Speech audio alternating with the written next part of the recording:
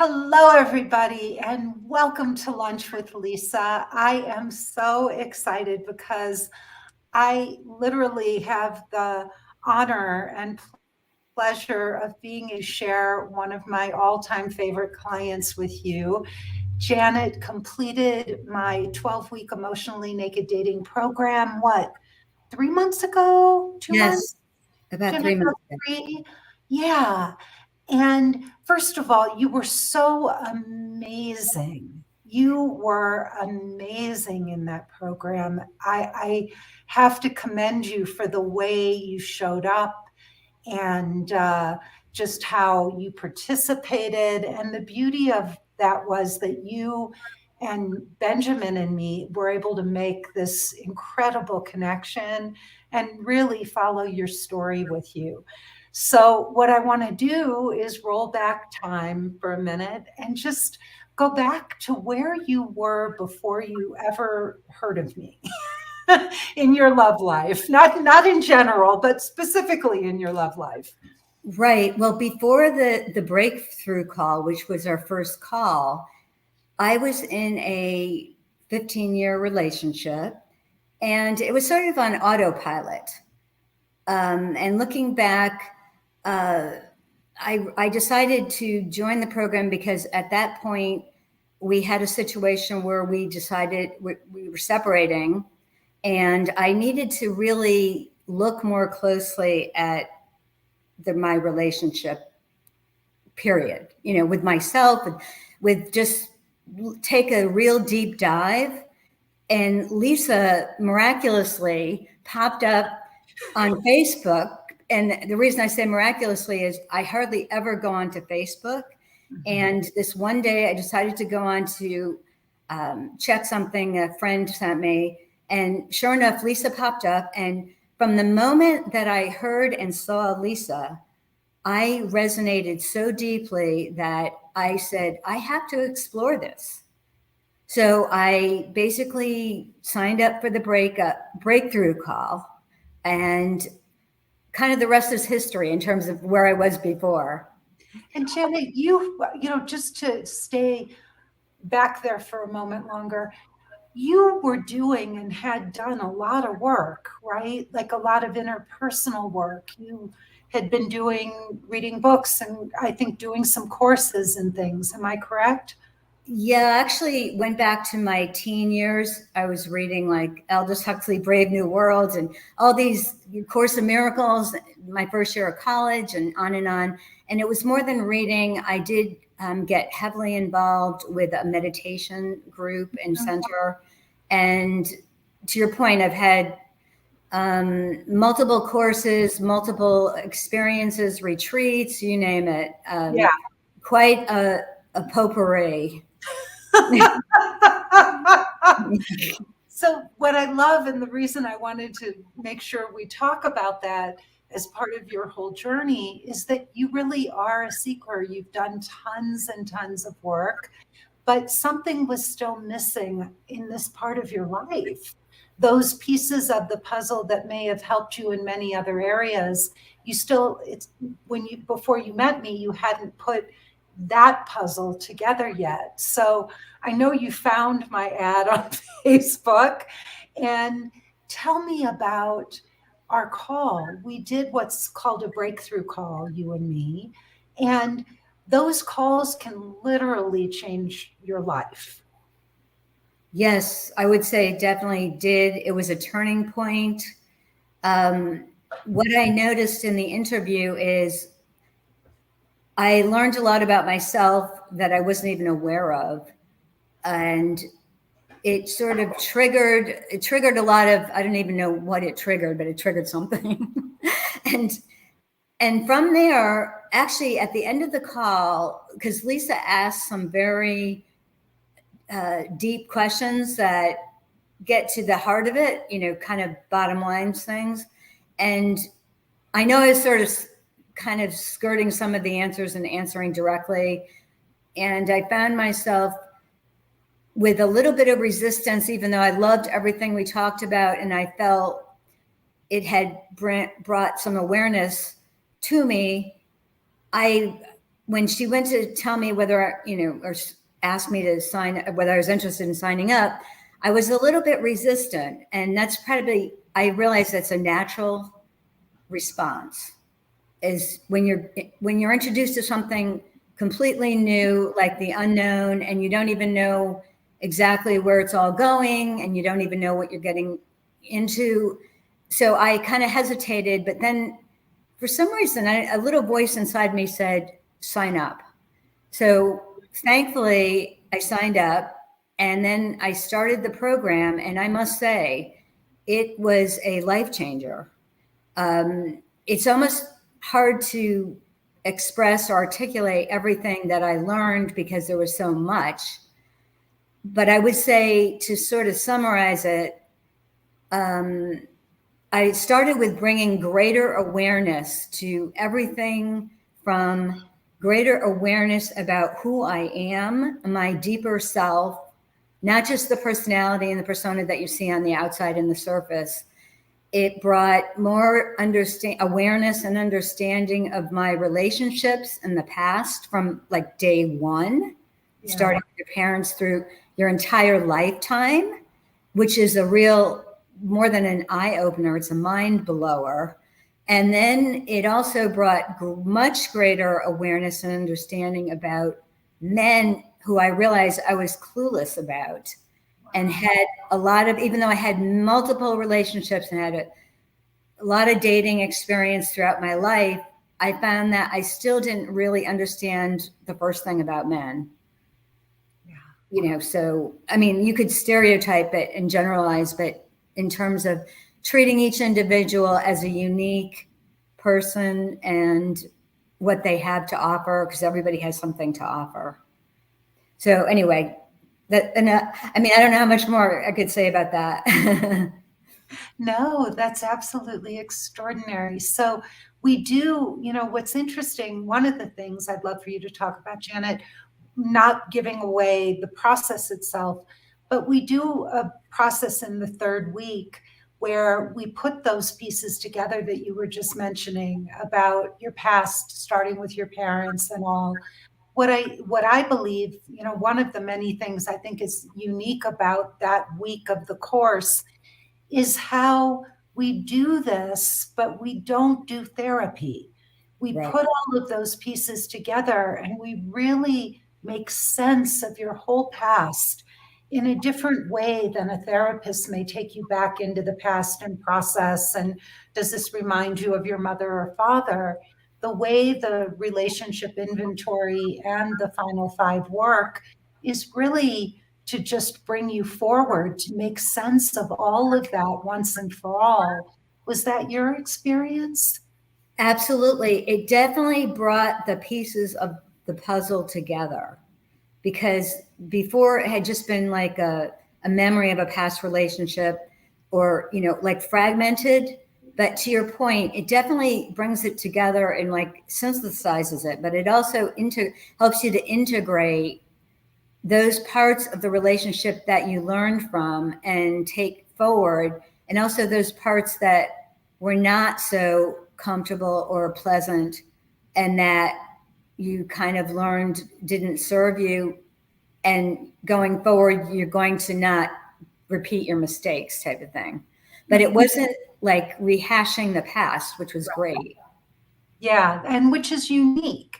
Yes. With many coaching programs and all, I think people feel that they're not getting you anywhere if they're not processing and, getting you into, well, this happened because of this and all. And one of the main premises of this whole program is to let go of those stories and to help you move forward in the clearest and quickest way, right? But to get you out of processing, out of stories, and just into this, wow, I can really move forward and just start to learn about men.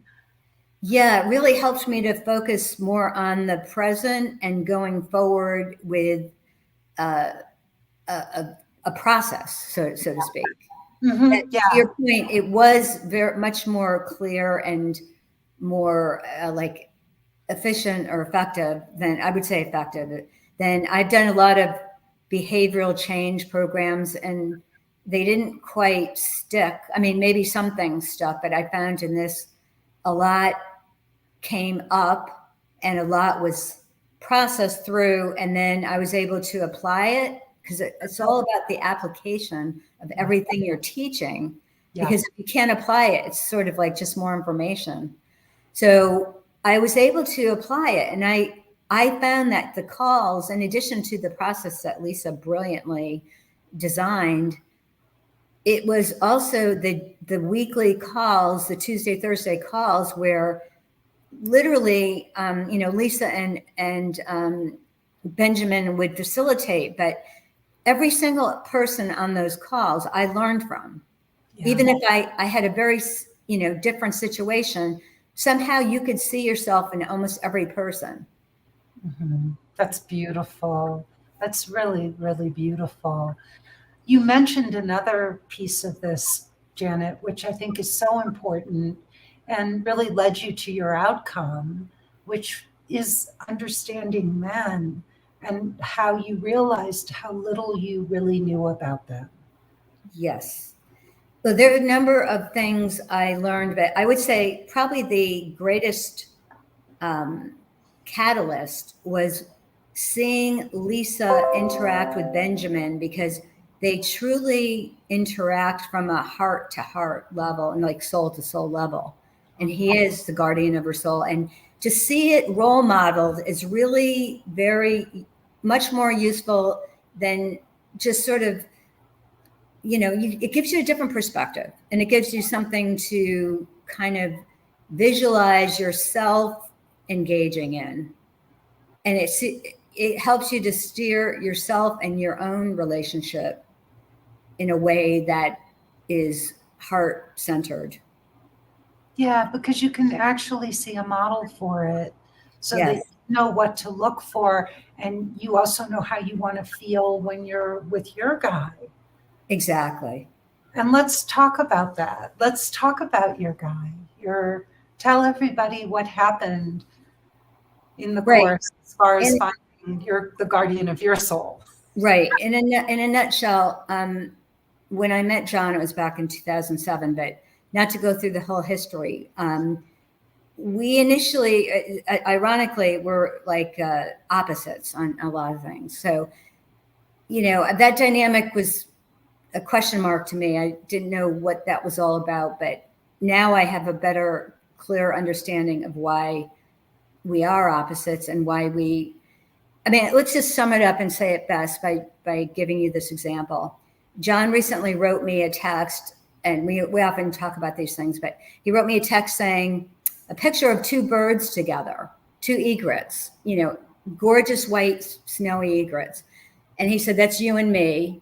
And he said, while sometimes we fly in different directions, then the next statement was always together. Oh, So I guess that, to me, the message was, you don't have to be just like the other person, clearly. You could even be opposites, like we are in many ways. But as long as you respect, trust, and love the other person, you can still be together and make it a great relationship, or make it work harmoniously, for lack of another word, instead of having any type of, adversarial type of whatever. and Janet, you wound up going back. You had broken up with John. I Right, want you to share that you had broken up, and right, what happened, and how did the course help you right. make that happen in your life? Okay. Well, when I broke up, that's the point I wanted to reevaluate everything, and um, then I took the course, and then after looking at my relationship inventory and discovering a lot about myself, as well as coupling that or combining that with everything I learned through the calls, and also with the final five that gave me greater clarity about what I was actually looking for, what would be the best match for me. It's like the light bulb went on, and I realized that John actually fit my final five. And many things that I kind of like projected onto him were things that I actually had to work through myself. Like I was an avoidant and I didn't even know it until I took the course. And that's another piece of the course that fits into the whole picture that really helps whoever takes the course or participates in the course fully. They'll be able to bring it together and incorporate it or integrate it and eventually hopefully internalize it, because it's one thing to make the change, but then you have to internalize the change so much that it actually turns into a habit and then you carry it forward. So that course helped me to realize something that was just like right in front of me all the time. And our reunion was like, sort of like your first love. It was unbelievable. It was kind of like, it's just hard to even explain. It was just quite touching and quite surprising to me, actually. Well, and probably so beautiful because you were together for 15 years. You had so much history.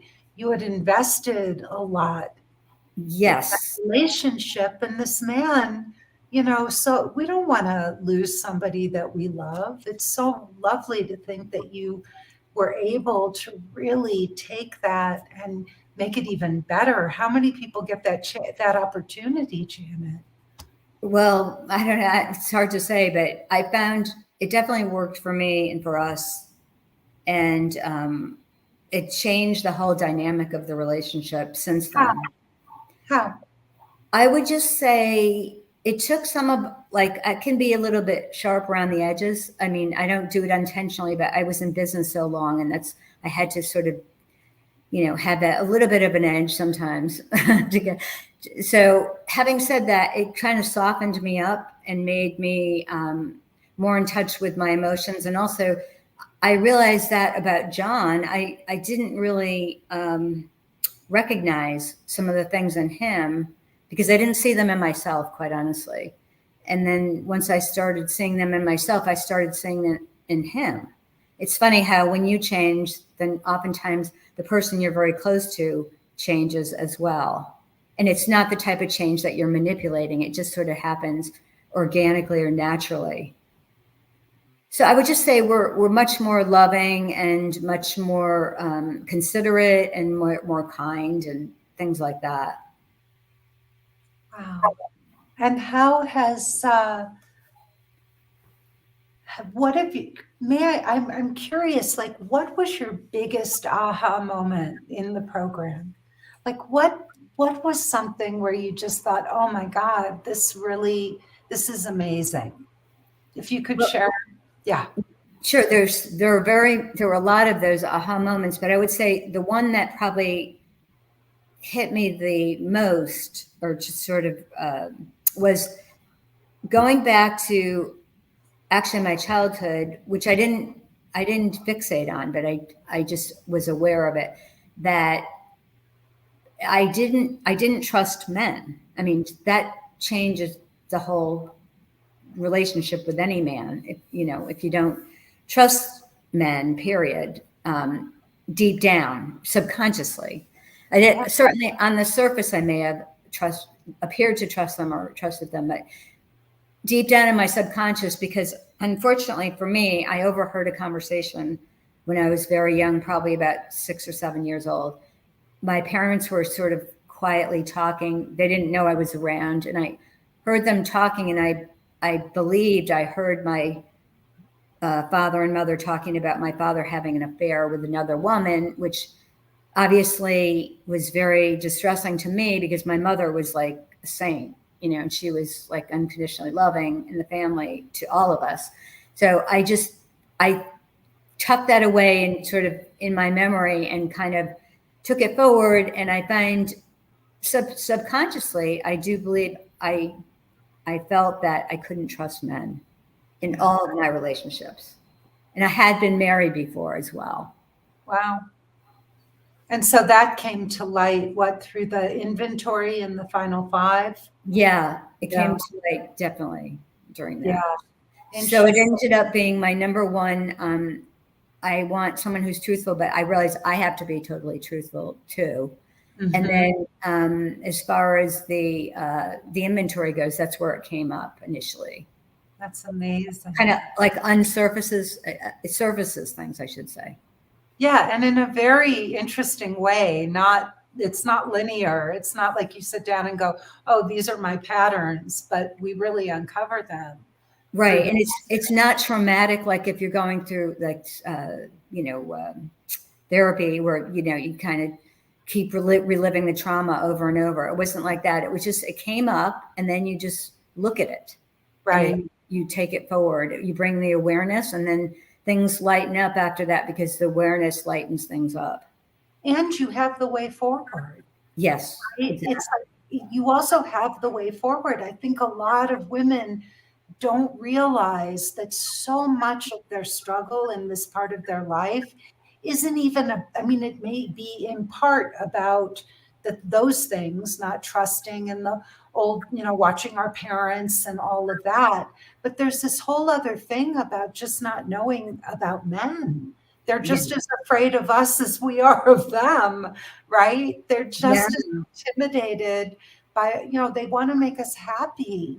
And as you start to really see that there are good men and that the men can be so sweet and they're not all untrustworthy, they're not all liars, they're not all cheaters, and when you start leveling the playing field, it's a whole other world of dating. yes. It's a lot about releasing fears about those things, especially with men.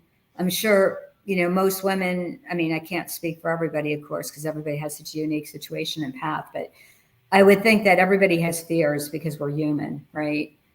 And they probably have a lot of fear about the opposite sex or men, obviously, or whoever their partner is, because these things just come up, right? I mean, just But there's the personal part of this is my legacy, these are the issues I'm working through and all. And then there's the practical part, which is how do I sit across from a man on a date and create a safe space for us to be able to make a heartfelt connection?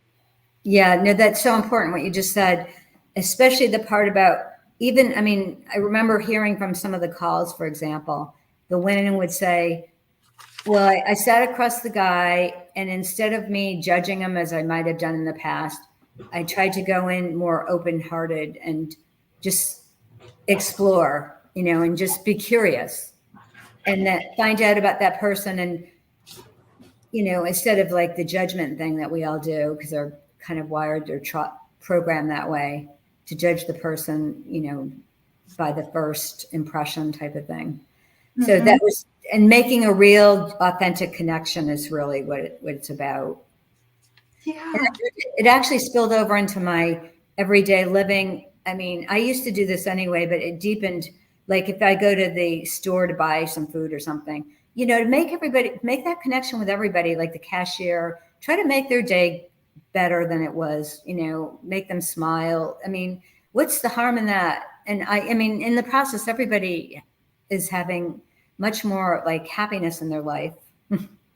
Absolutely. Well, and that's another piece of this, Janet, is Mhm. how women take it into the rest of their lives, that it isn't just dating and it isn't even just about connecting with men. A lot of the clients that I have bring it into their relationships with their exes or with their children or in their, in their work with their colleagues, with their friends. Yeah, absolutely. Because basically, to connect with people, I mean, we're on the planet with like 8 billion people, right? So connecting with people is really probably the most important thing on the planet when you're here with all these others. Mhm. Yeah. On some level, I mean, it's all different levels, of course, but But it's being able to open up your heart, get emotionally naked, live more authentically. And that's partly what this does, especially I think when you're anchored in a safe, loving partnership, it's that much easier to also start to open up in the rest of your life because you have that anchor. Yeah, no, that's definitely true. I mean, we actually lived through the hurricane, that once in a century hurricane. And if it wasn't for John, I mean, if I had not been in a relationship with him, oh my God, I can't even imagine having lived through that, because it was literally a deadly storm. So I went to his house and he had hurricane impact windows, and basically watched the whole thing from his inside his house. And we lived together without electricity and power and all that for like 5 days. And Whoa. it's a good experience to really make life with somebody, just realize the important things in life and the simple things, as opposed to, all the trappings and everything. And also being grateful just to have somebody there. How Yeah, many people, absolutely. how many people went through that by themselves? How many women, you Yeah, I know, have compassion for anybody who tried to go through that by themselves. It was just, really yeah. So that horrible. was probably an extreme example, but No, but that's the truth, Janet. We're all sitting and thinking, I speak to women every day and they will sit there and say, "Oh, I'm fine." Well, what if you never find a partner? "Oh, I'll be fine. I'll be fine." And I believe there's a coach, a very famous coach. I can't think of her name now, but she says, the worst word in the English language is the F word. right, Fine, fine, yeah. fine. Yeah, I would say that most of my relationships were quote fine up until recently, and it's really blossomed beyond fine for sure. But it was kind of fine for a number of years. And to your point about having a relationship, I mean, I know a lot of women that are very independent, myself included, that think they're going to be fine, but it's so much more fun to share. I mean, that's what it comes down to. I Yeah. mean, versus, I mean, it's good to do certain things by yourself, of course, but I find great joy in sharing. And I think most people do. I mean, unless I'm just, not in touch with, I mean, everybody's different, but I would think that most people would want to share things. Well, and also, I love my own company, but Yeah. I love hanging out with Benjamin. I love my company even more when I'm with him because we laugh, we joke, we bounce stuff off of each other. I can't do that with myself. He cracks me up, he surprises me. And life is so much more beautiful and interesting and fun when you have somebody just to play with.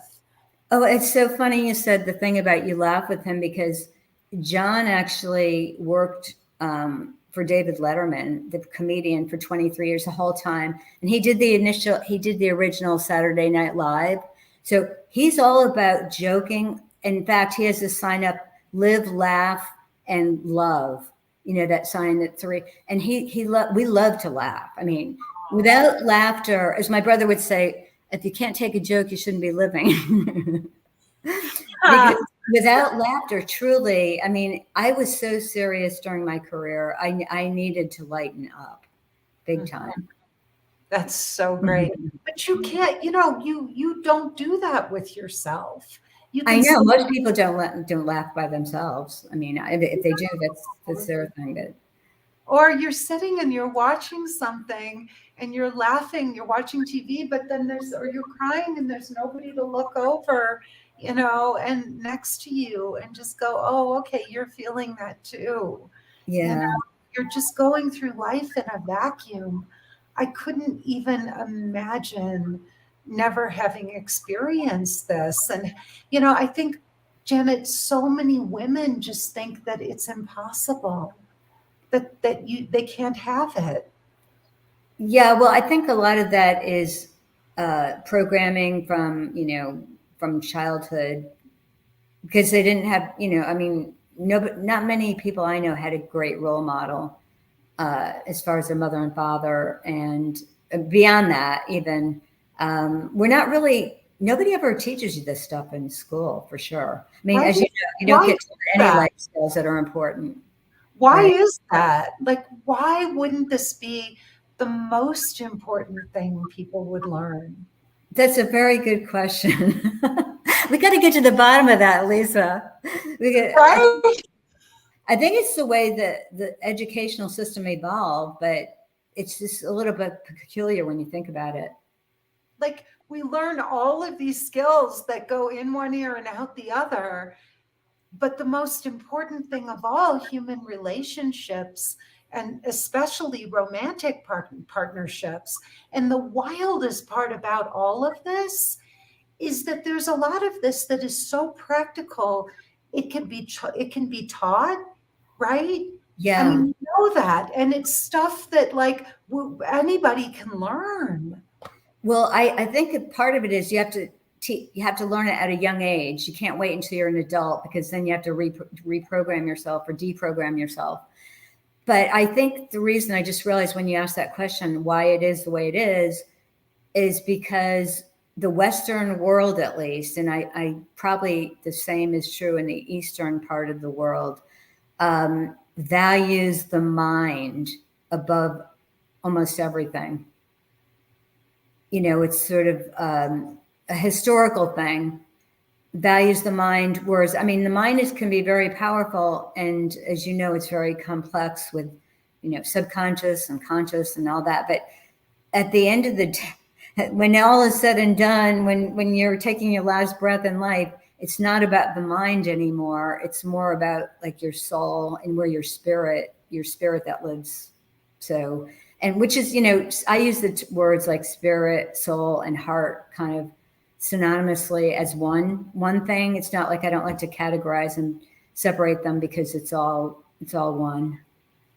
But because we're not really taught that we're spiritual beings in a material world, and so that's why I think we are where we are. But that's a whole other story about consciousness evolution, right? Yeah.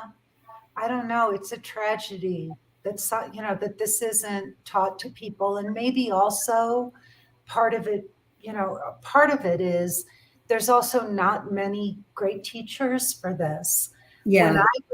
When I was dating and I wanted to find love, I had done a lot of work with many other teachers before, that's how I learned a lot of the principles that I took into END, Emotionally Naked Dating, which is the 12-week course that you did. But I didn't, when it came to this, I saw nobody modeling it for me the way that I would want to create this in my own life. And so I had to create the model for myself. I had to look at myself and say, who am I as a woman? What kind of woman am I? And then what is the kind of man that I want to attract? And so I thought these things through and I thought about how I have to show up with men in order for a man to be attracted to me in the way I wanted him to. Nobody ever taught me that. I never saw anybody do this the way I teach it. No, I haven't either. There are a lot of teachers out there, people that say they're love coaches or relationship coaches or even therapists. But I find some of those teachers, I mean, they don't do it intentionally, but they find like a formula that they think is like the magic formula and like X, Y, some of these books were just really, I don't even know what word to use. I'll leave it to you to describe like the rules, the rules, which Mhm. I never bought, but I think believe it or not, some of my friends might have looked at it and they might have believed it. I don't know. I mean, to me, it didn't resonate at all. But to your point, that just not only were there no teachers, what was being taught was so far off the mark that it wasn't even funny. It was Yeah. just, it was leading people in the wrong direction, quite honestly. I would say also a lot of it is driven by Profit. organized religion Yeah, because their methodology, I mean, first of all, this works with any culture, any religion. What I teach is very non-religious, uh, right. and it's very, but deeply spiritual, and anybody of any background or religion could do it. But I think that there are very strict rules within organized religions and roles that men and women play and certain things that I don't know if it could be taught in schools, for that reason as well. Yeah, the roles are a real issue because, the traditional roles of male and female, that is like so past history as far as I'm concerned. I mean, I don't live my life by those rules, but I feel that they're antiquated, many of them, Many of them. And so I Yeah. think that's another thing, this program is so just broadly spiritual, non denominational, but still very much about all of the spiritual principles, but in their purest sense, right? Of being kind and compassionate and grateful and appreciative coming from your heart and not your head. So there's a lot of that woven into END. Right, living those principles and those qualities that you are seeking from others as well as you want to cultivate in yourself. But it's actually I really liked the practicality of it, like how you then take that information or those principles and then you do your best to apply them to your situation, Well, that's to your life. well, information is not transformation, right? It's the Oh application. yeah, that's so true. Because with spirituality, I find, I mean, I've been in many spiritual circles, ranging from Buddhism to Zen and everything in between. But even I looked into Hinduism and other culture or religions. But having said all that, I find a lot of spirituality doesn't bring it into this 3D world that we live in. It's sort of out there, nebulous, and I feel that the transformation has to happen while you're a human being on this planet. So that's where the practicality needs to come in. Right? Well, and also it's liberating and fun. Like what, this is a part of our lives. I'm curious if you had this experience, Janet. For me, I carried so much self judgment about my inability to be successful in this part of my life. It was soul crushing to me not to be able to have a beautiful connection with romantic connection with a man that I was proud of. And by doing this work, it was in so many ways one of the most liberating, freeing things I've ever done for myself in my life because I didn't even know how much oppression, self judgment, um, depression I was feeling because I wasn't being successful in love. Well, I would say that maybe not to the extent of your experience, but I would question because I had, as I said, a previous marriage and I had been engaged before and blah, blah, blah. But I guess to sum it up, I was scratching my head and couldn't figure out. I'm in my 60s, I couldn't figure out how it is that I'm in my 60s and this is one area of my life that I'm kind of looking for my soulmate, is what I call my soulmate, someone I'm very deeply connected with. And why is it I don't have that? Like, even in my 7-year relationship before my meeting John, the guy, there's nothing wrong with the guy, but it just didn't resonate on the deepest level. And I was like, it was such a mystery to me. I didn't get depressed about it, but I realized it was sort of like on the train, but the train was just going and it wasn't like the adventure that when you really open your heart and you open up your mind as well, that it could be fun and adventurous, each day. It's like a new day, you know, and doesn't have to be the same old like Groundhog Day, the movie. I don't know if people saw that movie, but it doesn't have to be Groundhog Day. A lot of people saw it. Oh my gosh. No, but it's a different world. I mean, just having partnership, love, somebody there with you, somebody you can turn to. I don't know how people, I mean, I think our parents had companionship, but we have this ability to be able to have something that in the whole of mankind, in the history of mankind, has never happened at this level of consciousness, right? Yeah, well, I do think the old ways are shifting, as a whole, like the collective of all the people.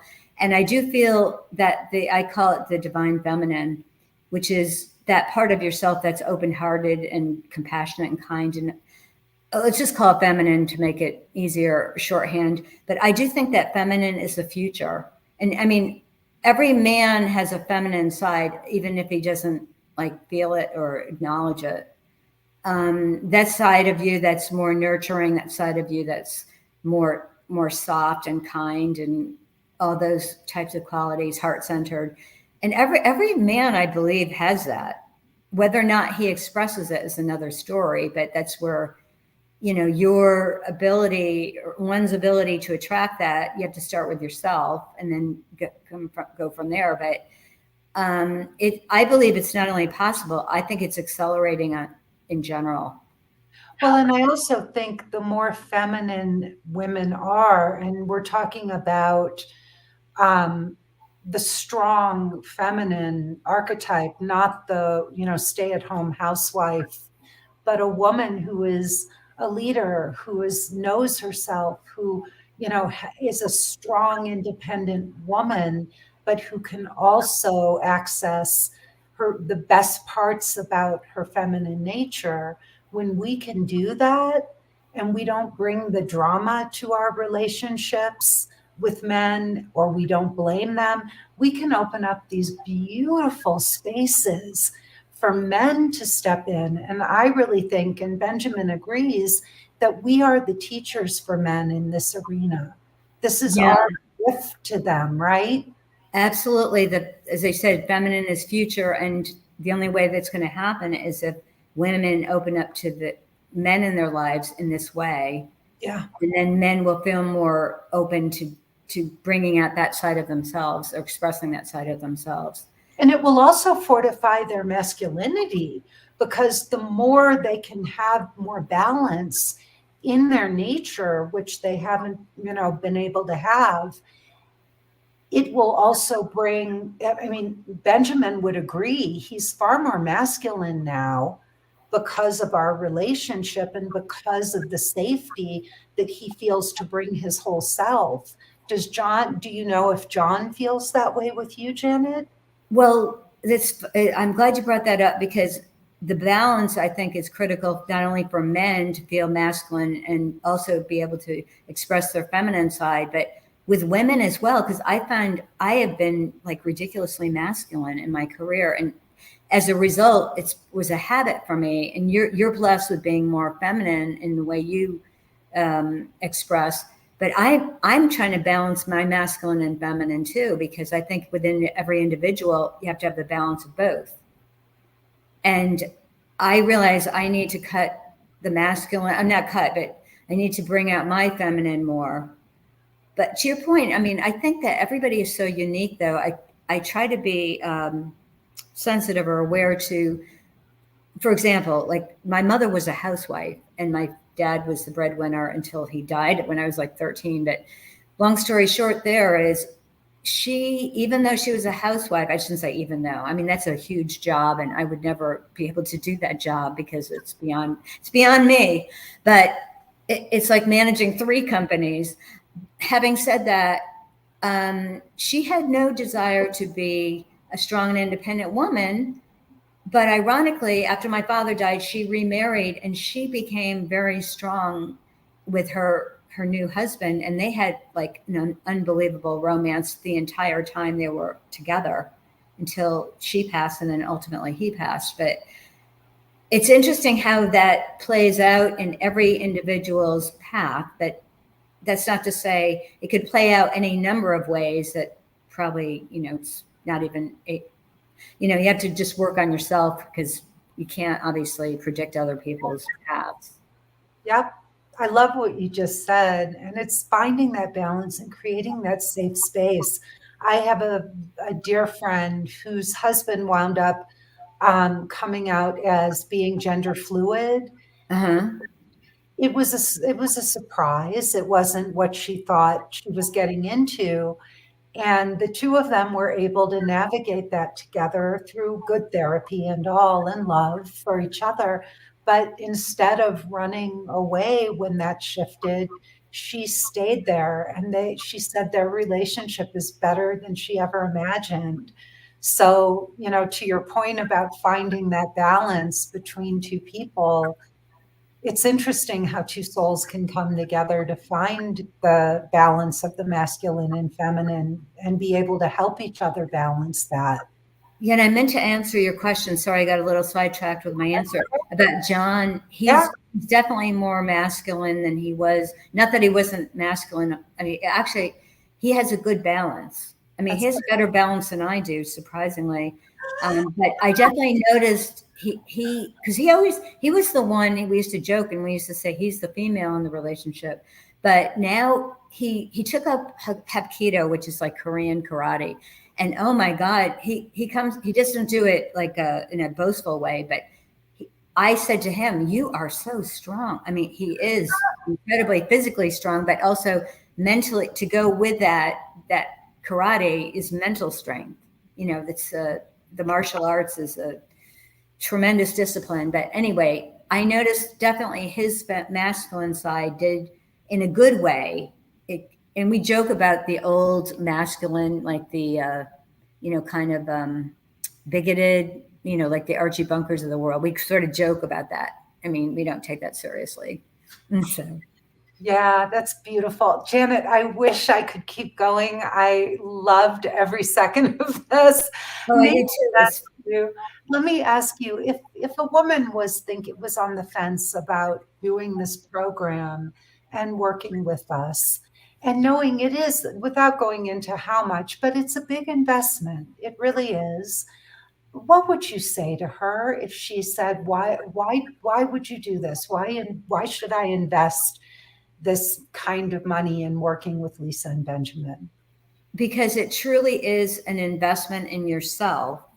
And that's an investment that no one can take away from you. And you'll have it for the rest of your life. I mean, you could go back and do this over and over, right, Lisa? If they want to. I mean, as far as the yeah, As far as doing a course, yeah, it's always evergreen. it to me, I can't imagine anybody going through this course and fully participating and not changing for the better. I can't even imagine it. I probably not possible. I mean, I don't know if you probably haven't even seen anybody who didn't change as a result, because unless that person is really stuck in their old habits and do not want to. What's this? Oh my gosh! Someone Just just. a fake ad from somebody, I guess, sorry about that, but I didn't mean to pop this up, but Oh, here oh my it gosh, is. that is so bizarre. Who is yeah, hiding, who's yeah, we need to delete this comment. Give me a moment. Thank God I have the power of God and I can delete comments from the thread. Well, also, whoever it was, I mean, they obviously didn't have the awareness it took to No, it change. was a man, like in an African country. Oh, it Ad- was because Advertising. it said Evelyn. I thought that's a Yeah, female. no. It was whatever it was. It was a person in a foreign country bombing my like. Oh, like a hacker. Yeah. Okay. Okay. Well, whatever. I mean, whoever is watching this, I mean, I greatly appreciate you spending the time with us, with Lisa and I. And I would just say that that was totally a hack out of Yeah, let it go. Let it go. We'll cut it out. We'll cut it exactly out of the right. tape. It won't even matter. But Janet, why, if somebody was saying, well, why should I do this course? Like, why can't I read a book or whatever? Why would I work with Lisa and Benjamin? Well, as I mentioned, just because it's a process, and reading a book, you get the experience of reading a book. I mean, you might take away a couple things, but this is more experiential in nature. books are typically not experiential unless you really force yourself to experience some of the things you learn from it. And it's just, it helped. You've got the support system of not only Lisa and Benjamin, but everybody who works on Lisa's staff, as well as the support system of all the women who go through this. That, like I said, I learned from everyone, and I found the diversity was just off the charts. I mean, it's not going to be like everybody who looks like you on this course, but that's the beauty of it, because we live in a world that's very diverse. So I would just say you're not going to be able to replicate this experience anywhere. And even like, I have a friend who, she's been going to a therapist and nothing has changed. And I tried to talk her into changing and and taking the course, but for whatever reason, she wants to continue with whatever she's doing, but she's not changing. So, I mean, that's up to you. But quite honestly, that to me is not very productive. But that's just my opinion. I would just say sign up. I even had resistance. Thank God I overcame my resistance on the call. And I would just say sign up right away and don't bother, because your mind is going to come up with 500 excuses when you hang up the phone for why not to. Plus, you're going to put the money as an obstacle. Your mind will always present obstacles whenever there's an opportunity for you to change, because the ego doesn't want to lose its job, or the mind doesn't want to lose its job. But I would just say sign up now and don't think about it, and get into the course immediately and start doing it. And then you will change. And if you don't change, you're welcome to contact me. Or you're welcome to contact Lisa. Janet, one last question just to clarify. Like, if a woman said, well, why Lisa and Benjamin? Why not any one of these 100 other love coaches? Because there's no other Lisa and Benjamin out there. There's not even these love coaches. They oftentimes don't even have a relationship themselves, a good one. They may have one, but it's not it's not a role model to use. And I feel the role model is essential. But even these people that claim to be love coaches or whatever, I don't feel that you're going to get the change and transformation. Forget change, the transformation that this can bring. But you have to go in open-hearted and open-minded. Well, Janet, thank you so much for being here. My honor and pleasure. I can't thank you enough. And what an honor for me to get to spend an hour with you. Please, everybody, if you're interested in learning more, go to lisashield.com. You'll find the button all over my website to watch my free 45-minute presentation. If you want to jump to a call, you can go to lisashield.com/apply. That will take you directly to the book a call link. You fill out a short application, and then you can book your call. And then there's about a 15-minute thank you video after you book the call, which I really encourage you to watch, because you'll learn a lot more about what we do. And then you can be more prepared when you get on the call. You'll get the most out of that breakthrough call like Janet did.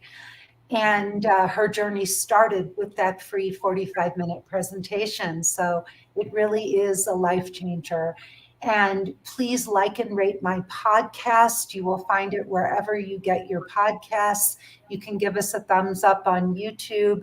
You can also catch my husband Benjamin and me on Sundays. We do a broadcast at 10 o'clock Mountain Time. So please check that out and tell everybody you know.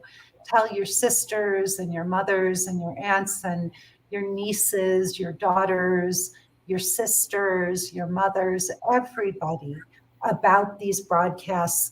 We're saying something in a way that nobody else is saying it. So please help us spread the word.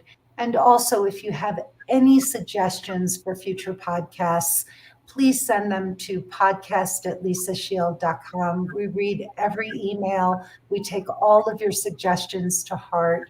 And once again, Janet, thank you from the bottom of my heart for being here. I just adore you. And I hope you know what an honor it is to have such an accomplished, intelligent, beautiful, heartfelt woman like you as a former client, and to be able to share you with everybody else, and for you to take the time to share your journey. It means the world to me. Thank you, Lisa. You're amazing, and Benjamin's amazing, and I love you both, and we'll be in touch. We love you too. Thank you so, so, so much. Thank you. Bye bye, everybody. Bye, Lisa.